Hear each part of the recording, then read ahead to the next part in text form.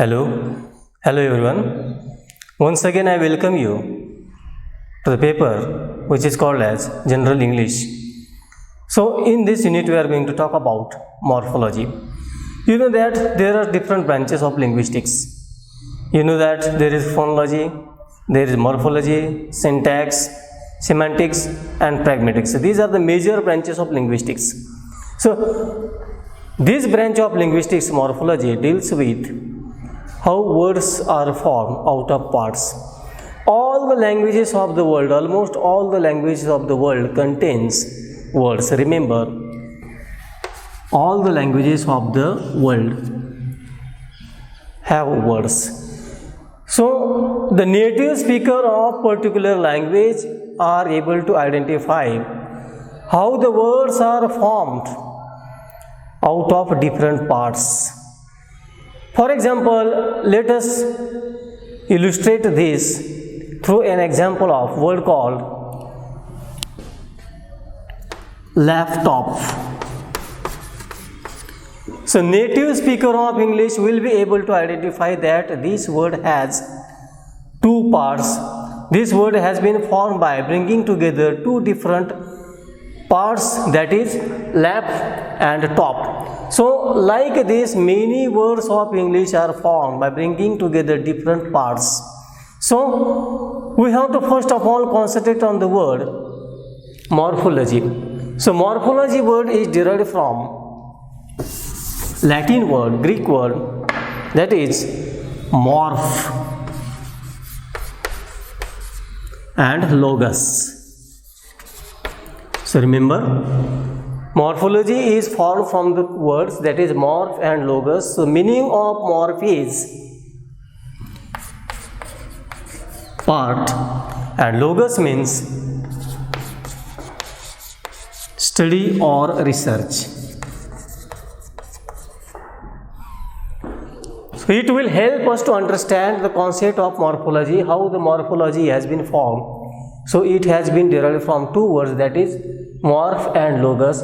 Morph stands for part and logos stands for study or research. So, morphology is the branch of linguistics which studies how the words are made up of different parts, how the words are built up of different parts. So, morphology deals with the words which can be formed from the different parts or different components. So, morphology can be defined as the study of the investigation. Remember how we can define the morphology. Morphology has been defined as it is a study of investigation, analysis and description of the structure of words in a given language. So, morphology is defined as investigation of, analysis and description of the structure of words in given language. Three words are important. First one is investigation. Morphology study of investigation. Second one, analysis.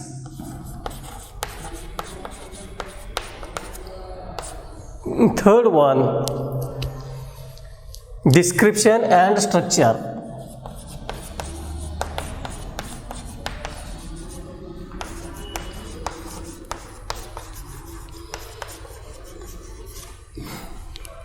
So, morphology is a branch of linguistics which studies how the words are made up of different parts. We know that all languages of the world except some languages, all languages, almost all languages of the world contains words. So, morphology deals with how words are made up or how words are formed by bringing together different parts or different components, as we illustrated it through an example of laptop, or we can also call dustbin, blackboard, establishment, anti-establishment, classism. So, many parts are brought together in different words. So, we have to understand how the words are made of different parts. Then we talked about the origin of the word. It is originated from morph and logos.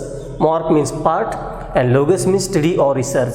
Then the definition of morphology focuses light on the nature of morphology, or morphology is the branch of linguistics which deals with investigation, analysis, and description and structure of the word. So before we move towards further discussion on morphology, it is essential to understand the concept called morphemes and allomorphs. It will help us to understand how the words are made up of different parts.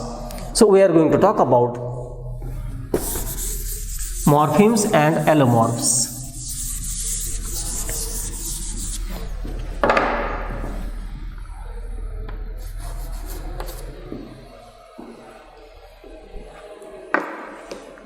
As I told earlier, the words are made up of different parts, or words are formed by different parts. So these parts are called as morphemes. These parts are called as morphemes. For example, look at in the word boys. So this noun has two parts. This word has two parts. One is boy, and next one is this letter S. So it has two parts. So all words, almost all the words have built out of different parts, and we have to study these aspects of the parts in concept called morphemes. So morphemes or morpheme can be defined as the smallest. Morpheme is smallest indivisible. It is smallest, it is indivisible unit of a word.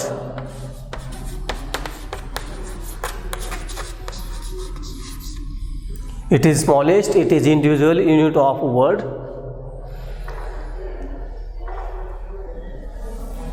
which carries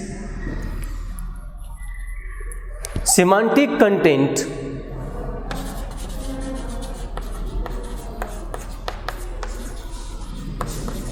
or grammatical function.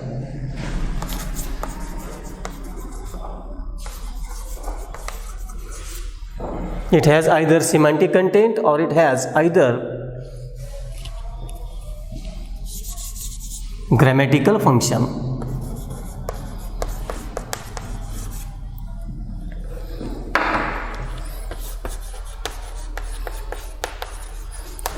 So definition of the morpheme makes clear the concept of morpheme. So morpheme is the part, out of parts we are formed words, and how we have to define the morpheme. The definition of morpheme is that it is the smallest indivisible unit of a word which carries semantic content or grammatical function. It means the part or the morpheme should have at least one of the two functions. Either it should provide meaning, or at least it should have some grammatical role to play.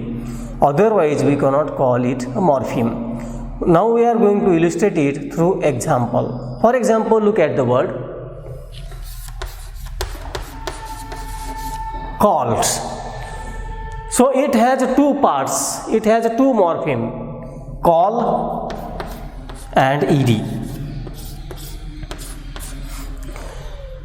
As our definition tells, it should have either semantic content or it should have either grammatical function. So as far as this morpheme call is concerned, it plays grammatical function. It tells about the meaning also. It has also meaning. It is also making a meaning. That is why it is to be called as morpheme. So it tells about the activity which has been already taken. Called is the past of the call. So it has a grammatical function. It should have either semantic functions. Then Look at next word, singer. So it also has two morphemes or two parts, that is sing and er. So this er is the part. So when it is attached to this sing, it becomes noun. It plays a grammatical role. It changes the category. It becomes a noun. So it has a grammatical function. So in order to identify morpheme, whether it is a morpheme or not, remember it should have at least semantic function or it should have a grammatical function. Only then we can call it as a morpheme. The words like table, mosquito, color, tree. Now look at the word like table, pen, tree. So we cannot divide these words further. So that is why morphemes are called as smallest indivisible unit. So we cannot put it at, we cannot write it as table, pen, tree. So there is division is not possible. That is why it is called as smallest indivisible unit of a word which carries semantic content or has a grammatical function. So this is the smallest indivisible unit. We cannot divide it further. We cannot split it into different parts like this. We cannot write it as a table. So this is the limit. This is the limit. We cannot divide it furthermore. We cannot split it furthermore. So that is why morphemes are called as, or morpheme is defined as smallest indivisible unit of a word which carries semantic content or grammatical function.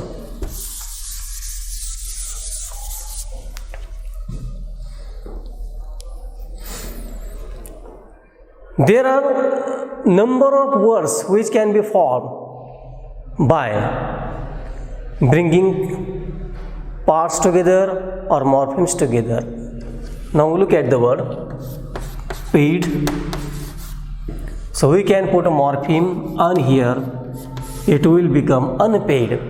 So there are two parts, there are two morphemes, un and paid. But we cannot apply this to word like uncle.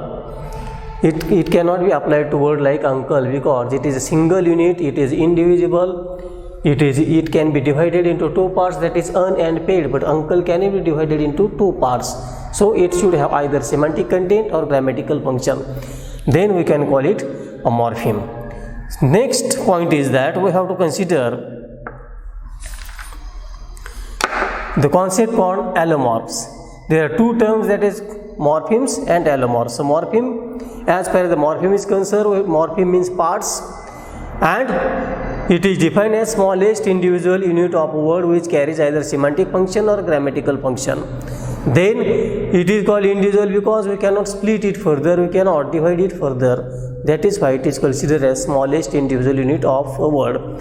Then the next topic is, which is related to morpheme, it is allomorph.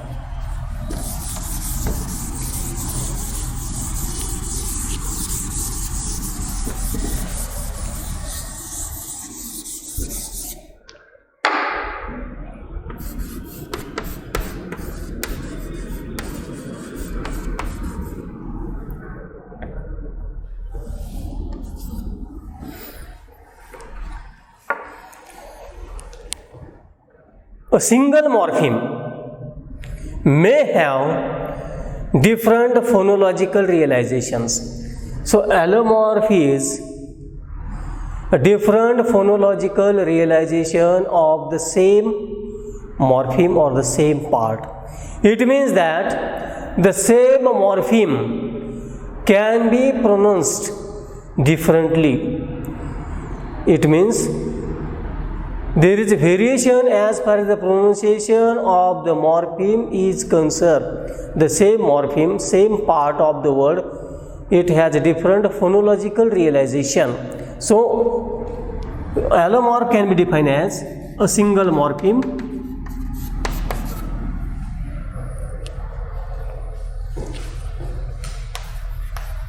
which has different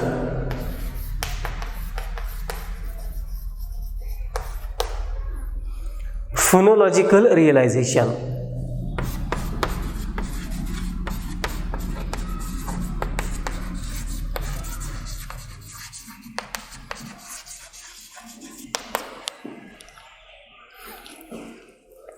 So phonological realization means the same part or the same morpheme, it has different sort of pronunciation. So remember, single morpheme, when we are going to define the morpheme, we have to keep in mind the single morpheme. Morpheme means part. It has different phonological realization, means it can be pronounced, it can be uttered in different ways. So single phonological, you can define it as phonological variation of a single morpheme. So in English there are such two parts, two words. They are morpheme S and morpheme ed. So they are called as plural marker, and there it is the second one, that is ed. It is called as past tense marker. Now we are going to illustrate it through an example how different phonological relation can be there. Let us see the plural marker yes. So this morpheme yes, when it attached to the noun, it becomes, or it indicates the plurality of the noun. It becomes plural. For example, look at the word boy. It is a singular. When this morpheme yes is attached to the base, the stem or the root, it becomes boys. We have to concentrate on this plural marker yes. So this plural marker yes, this part, this morpheme yes, when it is attached to noun, it becomes boys. We pronounce it as boys. When it is attached to noun bag, it is pronounced as bags. Then when it is put after the word like or noun like cat, so same morpheme is there. This yes is there, it is present in boys, it is present in bags, but they are pronounced as z sound, that is bags, boys. But when it is attached to the noun like cat, it is not pronounced as cats, it is not pronounced as cats, but instead here it is pronounced as s sound, cats. So you can see here the morpheme is same, that is s is there, s part is there. When it is attached to the noun like boy, it is pronounced as boys. In bag it is pronounced as bags.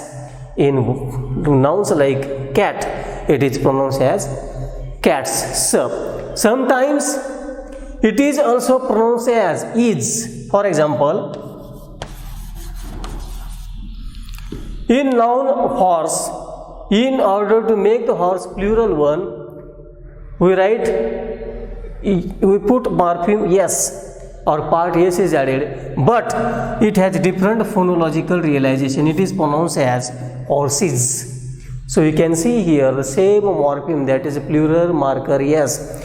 When it is attached to the noun, when it is attached to the base, when it is attached to the root, it changes. Its pronunciation is changed. So in boy, when in a noun boy, when it is attached, when yes is put there, it becomes boys. When yes is put to the noun bag, it becomes bags. Then the same morpheme yes, when it is put after the cat, when it attached to the noun cat, it is pronounced as cats. It is not pronounced as like boys and bags. And in some instances. For example, look at the noun horse. When plural marker s is added to noun horse, it becomes horses. So morpheme is same, that is s. Morpheme is same. We have attached s morpheme. We have attached s morpheme in cat. We have attached s morpheme in boys. We have attached s morpheme in bag, and also in plural marker in also horse. But the pronunciation is different. That is why it is called as different phonological realization. That is why morpheme allomorph is called as different phonological realization. So morpheme is same. We haven't attached different morpheme. We have attached the same morpheme, that is yes, and but there is a difference in utterances. There is difference in pronunciation. So there are three different ways how the yes can be pronounced or how yes can be uttered. So it is presented like this.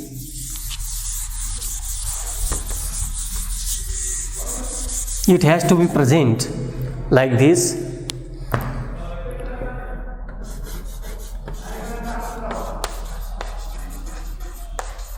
Morpheme s, it is called as plural marker.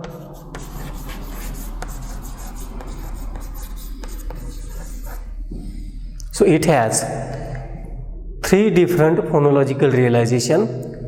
So it can be presented like this. You can see it has allomorph,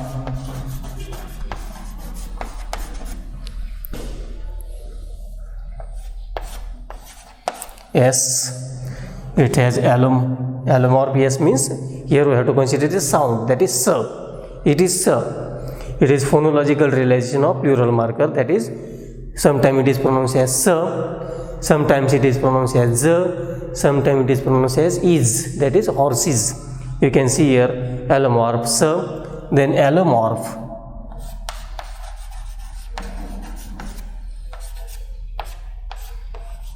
z, and allomorph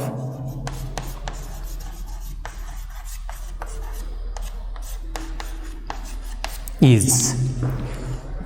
So as far as the allomorph is concerned, we have to keep in mind, we do not change the morpheme, we do not change the part. The part is same, part is unchanged, but the addition of the part or the placement of the part after the noun in order to make it plural, it changes its pronunciation, it changes its phonological realization. So sometimes it is pronounced as s, that is in words like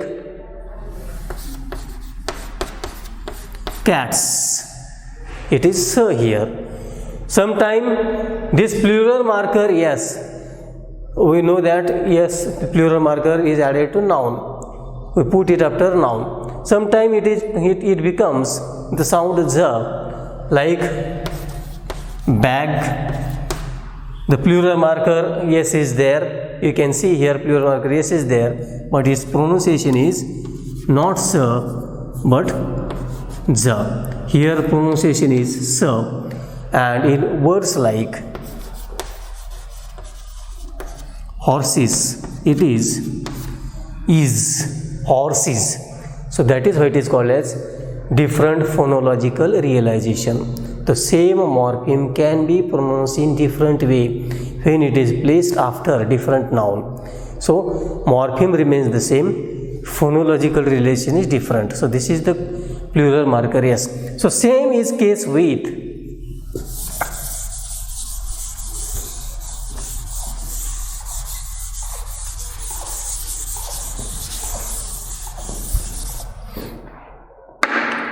morpheme ed. We called it as past marker. Morpheme ed. Verbs or some words, they are converted into past form by using ed or d form. We call it as a regular verb. So in a regular verb there will be d or ed, But in allomorph, in order to understand the concept of allomorph, morpheme ed or morpheme d, when it is attached after the noun, its pronunciation undergoes a change. The morpheme is the same, it can be ed or it can be d, but its phonological utterance, its phonological relation, like plural marker s, changes. For example, look at the words like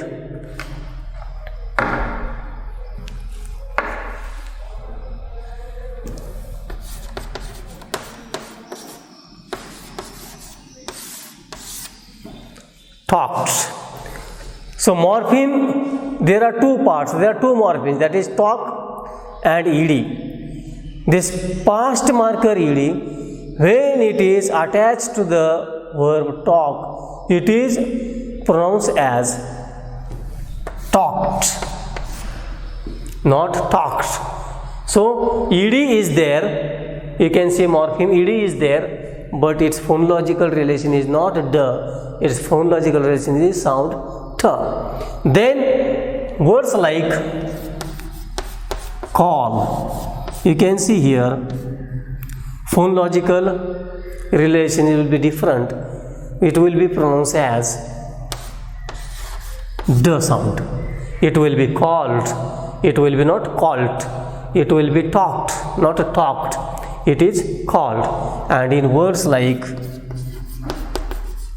paint, there are two morphemes, that is paint and ed. The morpheme remains the same, morpheme is same, that is ed, but phonological relation will be different, it will be pronounced as painted, like wanted. So you can see there are three different phonological relation of the same morpheme, that is ed. That is why it is called as a single morpheme which has different phonological realization, single morpheme which has different phonological realization. As you can see here, the morpheme ed,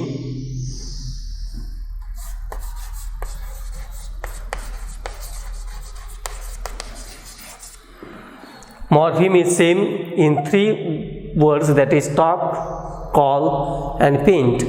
That is talk plus ed, two morphemes, two parts, talk and ed, call and ed, paint and ed, but pronunciation is different. As you can see, these are the sounds, how we pronounce it as talked, it is pronounced as called, it is pronounced as painted. So it can be presented like morpheme ed, past tense marker,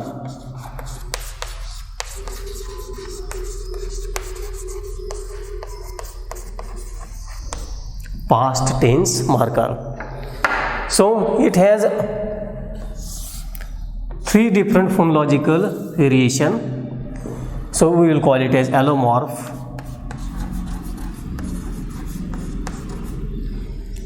It can be pronounced as t, it can be pronounced as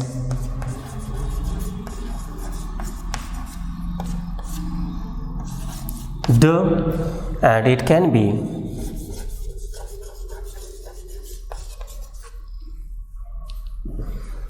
be as ed. As you can see, talked, called and painted.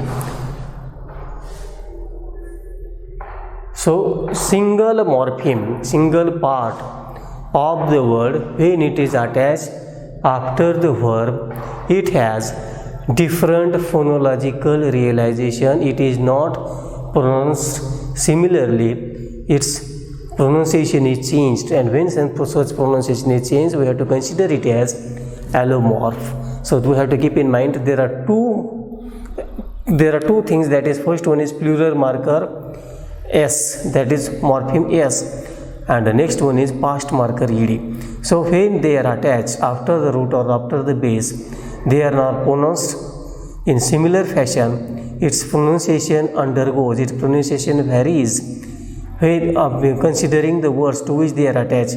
So plural marker, yes, you see that there are three different realization, that is s, z and is, and in past marker you can see there are also three different realization, that is t, d and ed. So in this lecture we talked about what is morphology, what is morpheme. Then we talked about concept called allomorph. So morphology, remember, is originated from Greek word. It contains two words, that is morph and logos. Morph means form or structure and logos means research or study. So morphology deals with how words can be made up of different parts or built up of different parts. Then we also talked about the definition of the morphology, that is, it is study of investigation, then analysis and description and structure of the words. Then we talked about the morpheme. Morpheme is smallest individual unit of the word which can have either semantic function or grammatical function. So it should have at least one of the two functions. It should have meaning or it should have some grammatical function. Then we talked about morphology.